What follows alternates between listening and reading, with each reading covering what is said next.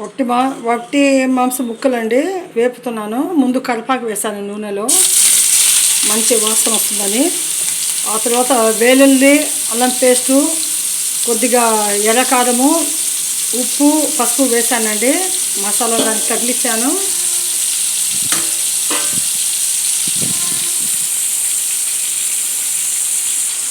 ముక్కలతో పాటు కాస్త పచ్చిమిర్చి కూడా వేస్తున్నానండి, ఎందుకంటే మంచి రుచిగా ఉంటాయి, కరకరలాడుతుంటాయి.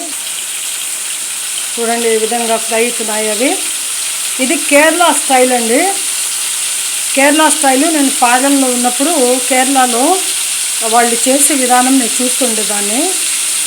చూడండి ఎంత చక్కగా ఉంటాయంటే భలే రుచిగా ఉంటాయండి ఇవి. దీన్ని విధంగా కొద్దిగా డీప్ ఫ్రైలో లాగా చేసుకోవాలి.